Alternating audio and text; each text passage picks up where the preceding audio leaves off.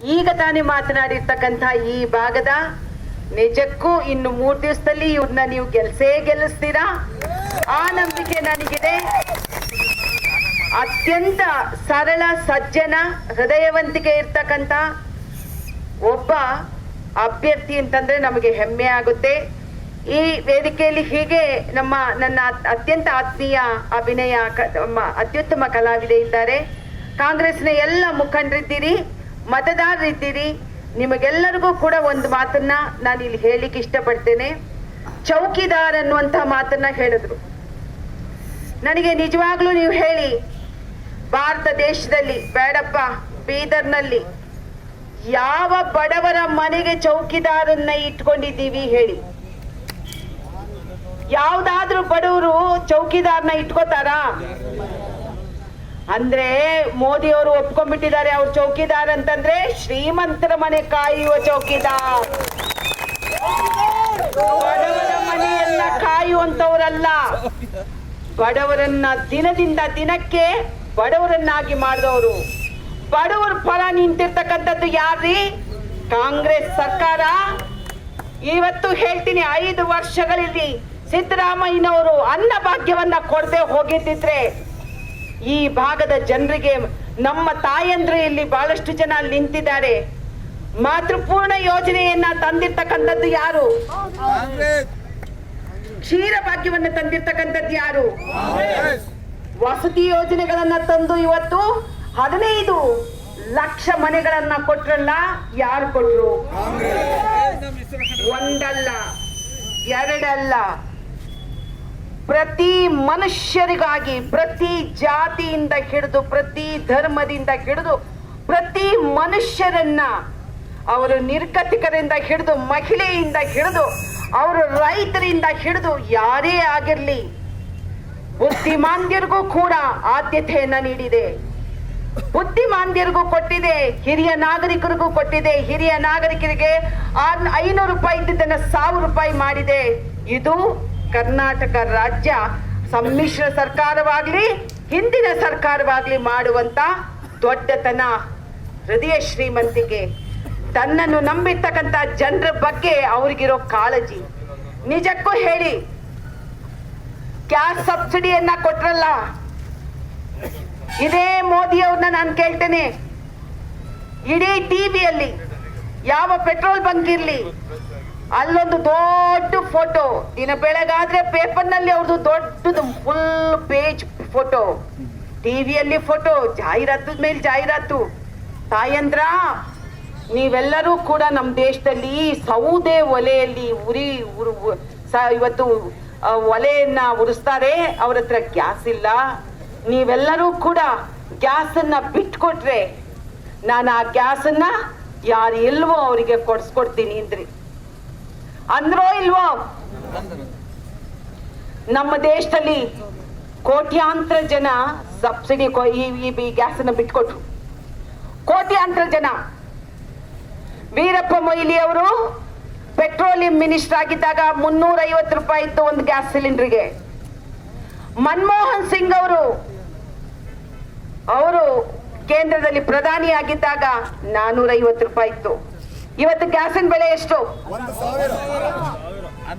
ಅವ್ರ ಯೋಗ್ಯತೆಗೆ ನಾವು ಬಿಟ್ಟುಕೊಟ್ಟಿರ್ತಕ್ಕಂಥ ಸಬ್ಸಿಡಿಯನ್ನ ನುಂಗ್ ಬಿಟ್ಟು ಜನರ ಎಲ್ಲ ಸಬ್ಸಿಡಿಯನ್ನ ಕಿತ್ತು ಹಾಕ್ಬಿಟ್ರು. ನಿಮ್ಗನ್ಸಲ್ವೇನ್ರಿ?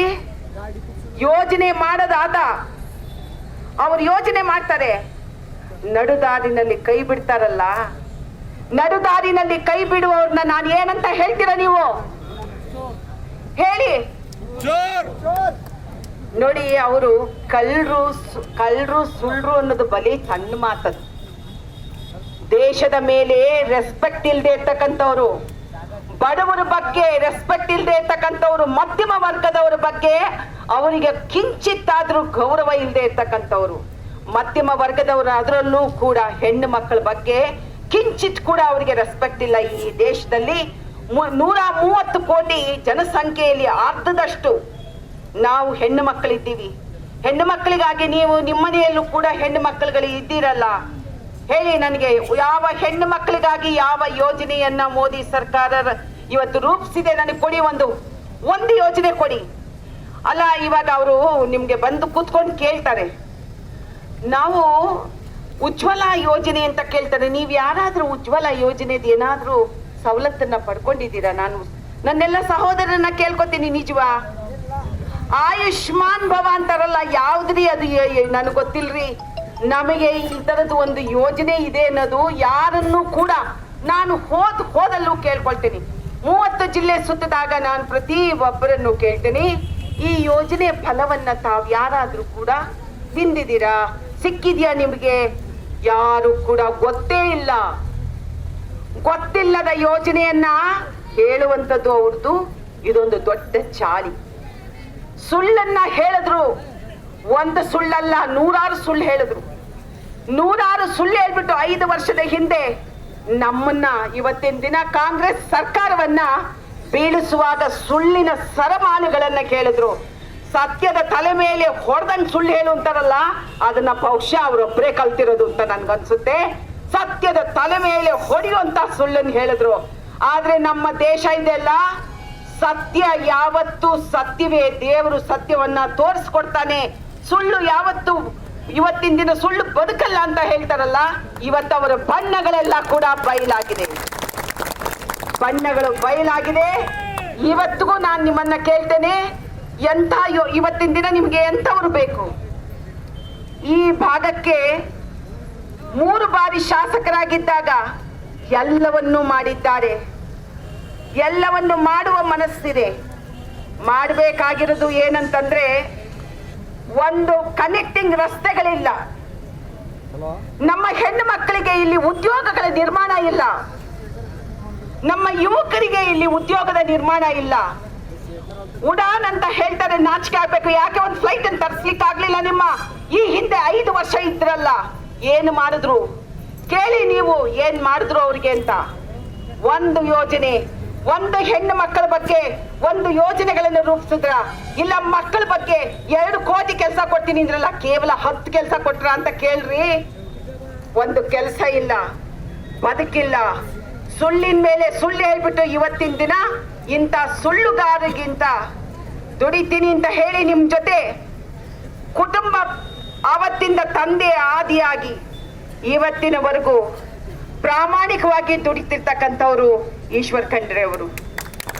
ಇಂಥ ಪ್ರಾಮಾಣಿಕರನ್ನ ನೀವು ನಿಮಗೆ ಬೇಕಾಗಿದೆ, ಈ ರಾಜ್ಯಕ್ಕೆ ಬೇಕಾಗಿದೆ, ಈ ದೇಶಕ್ಕೆ ಬೇಕಾಗಿದೆ.